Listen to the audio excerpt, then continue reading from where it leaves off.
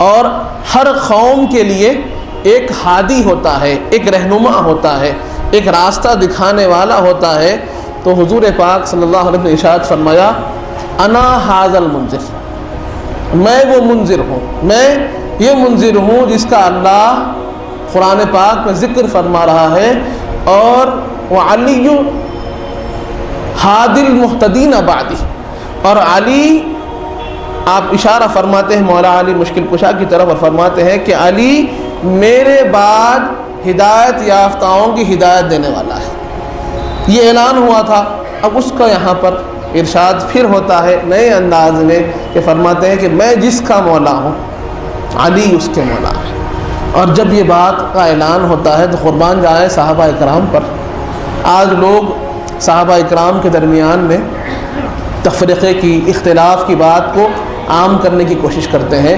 اس محبت کو دیکھنا ہوگا کہ حضرت فاروق اعظم رضی اللہ عنہ جب یہ بات سنیں تو تفسیر کبیر کے اندر اس کا ذکر آتا ہے کہ حضرت فاروق اعظم رضی اللہ عنہ آگے تشریف لاتے ہیں، آ کر مولا علی مشکل کشا کا ہاتھ پکڑ کر کہتے ہیں اے علی مبارک ہو۔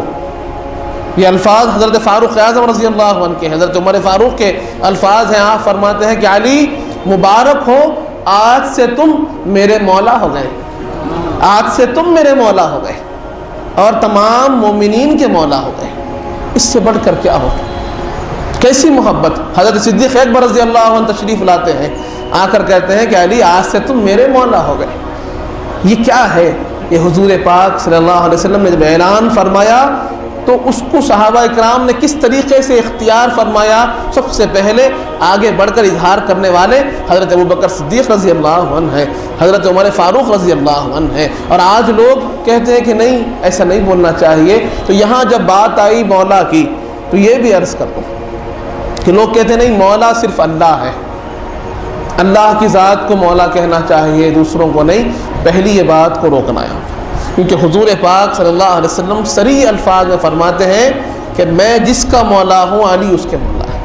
اگر لفظ مولا کا استعمال صرف اور صرف اللہ کے ساتھ ہونا تھا تو پھر میرے آقا ایسے نہیں فرماتے تھے۔ تو یہ کہنا یہ بھی حدیث کے خلاف ہے کہ نہیں، مولا صرف اللہ کو بولنا ہے۔ اور قرآن خود فرماتا ہے، قرآن خود فرماتا ہے کہ ان اللہ ہوا مولا وجبریل وصالح المؤمنین، کہ اللہ مولا ہے، جبرائیل مولا ہے اور نیک مومنین بھی مولا ہے۔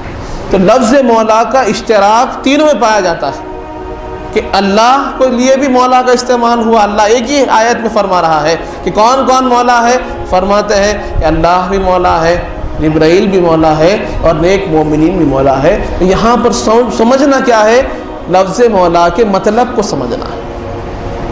مولا کا مطلب ہے مددگار، مولا کا مطلب ہے سردار، مولا کا مطلب ہے محبوب۔ تو یہاں پر جب کبھی لفظ مولا استعمال ہوگا تو اس کو کانٹیکسٹ میں دیکھنا ہوگا کہ سیاق و سباق کے اعتبار سے کس معنی میں مولا کا لفظ استعمال ہو رہا ہے۔ تو یہاں جب آیت کریمہ میں اللہ نے استعمال فرمایا تو استعمال فرمایا مددگار کے معنی میں، اور فرمایا کہ اللہ بھی مددگار ہے، جبرائیل بھی مددگار ہے اور نیک مومنین بھی مددگار ہے۔ تو ایسے نہیں ہو سکتا کہ کوئی کہے نہیں شرک ہوتا ہے۔ نہیں، کیوں شرک کیوں نہیں ہوتا؟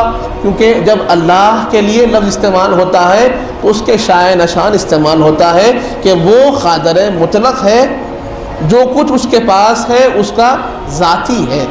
اور جب مخلوق کے لیے کوئی صفت استعمال ہوتی ہے تو اس سمجھ کے ساتھ استعمال ہوتی ہے، اس فکر کے ساتھ استعمال ہوتی ہے کہ جو کچھ مخلوق میں خوبی ہے وہ اللہ کی عطا سے ہے۔